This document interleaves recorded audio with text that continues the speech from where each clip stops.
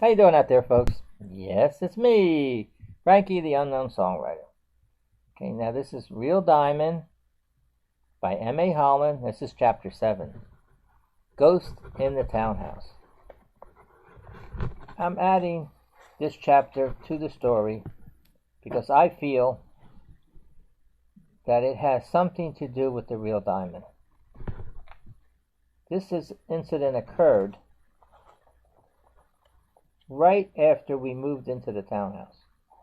We didn't notice too much when we first moved in because we were so busy working and getting everything settled. But after a couple of weeks, strange things start happening. Strange things. The house lights flickered every once in a while, so Frank called the electrician to investigate, and he checked all the wiring and told Frank that he couldn't find anything wrong. The electrician said that when the electric company switches grids from time to time to distribute the load, then this would cause a power surge and the lights would flicker. This explanation seemed to make sense. At night we still heard noises, and Frank would get his flashlight and gun and go through the house and couldn't find anything wrong. We started to believe that this house could be haunted. The next day Frank started asking questions about the history of this house. The landlord told Frank there was no complaints about ghosts from the previous owner or other tenants that lived in the house before us. Things seemed to be quiet in the house for a while. Frank told me that this was probably a friendly ghost who was trying to communicate with us. So the next day Frank asked if I would like to go to the casino, and I said yes. We had a good time and even won some money. When we arrived home, we noticed that the lights were on, and when we went inside, the house was cold. I asked Frank, did you leave the lights on and forget to turn on the heat? Frank said no. Since the house was always cold, Frank decided to have the heating system, checked out. And the worker couldn't find anything wrong and suggested that we change the thermostat. And we did. And again, everything was quiet. Frank decided to find out if anything ever happened in this house. He checked with the neighbors, and one of them told Frank that her grandmother told her that right after the house was built in the 1870s, a married couple lived there for a long time. The wife found out that her husband wanted to leave for another woman. And when she confronted him about this, he told her that he wanted to split with her. Then they were fighting, always fighting. Then Frank asked the neighbor what finally happened. She said that the husband wanted the diamond ring back that he had given her because he wanted to give it to his new love. His wife said that ring was hers and she wasn't going to give it up. Well, and then after one of their fights, the husband pushed his wife down the steps, and she hit her head and was killed instantly. The husband took the diamond ring off of her lifeless finger and gave it to the other woman. This guy never was charged with anything, and the death was ruled an accident.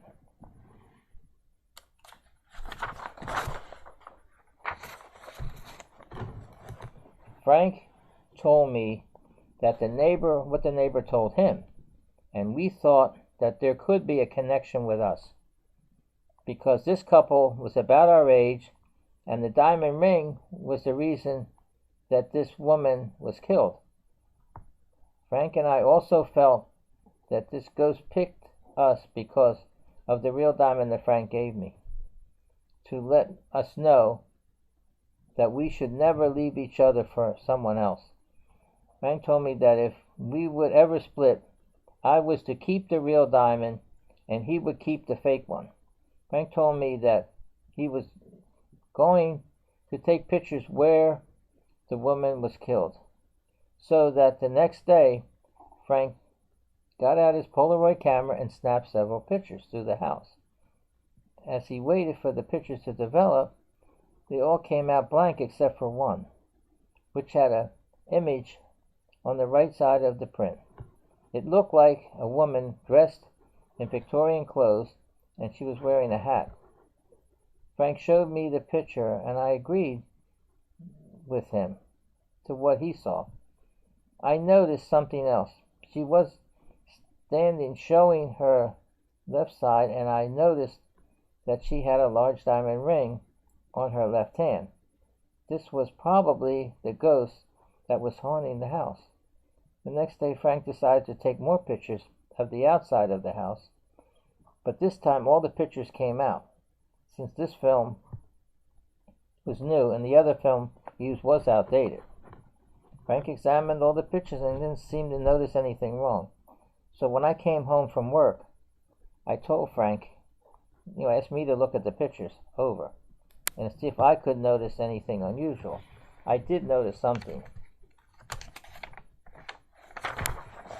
And on one of the pictures of the front, it looked like someone was looking out the window next to the steps. Frank said, that's our ghost. It had to be because I was not at home when Frank took these pictures. We go to church a lot and light candles, and I told one of the priests about the ghost and asked him to bless the house. The next day our house was blessed and everything seemed back to normal. The next time I talked to the priest, he told me that the ghost could now rest in peace and cross over to the spirit world because she let us know what really happened to her. I asked Frank to show me, the first picture that he took on the outdated film. And he looked at this picture. I noticed that the ring on her finger was gone, and the rest of the picture was the same. Frank said, our ghost took the ring with her when she crossed over and left her image on the picture behind to remind us about her. I agreed with Frank's explanation. We lived in a townhouse for 20 years and there were never any more incidents. We moved to another apartment in the same neighborhood where we are living now for over 20 years. I will discuss why we had to move from the townhouse as you read on the rest of the story.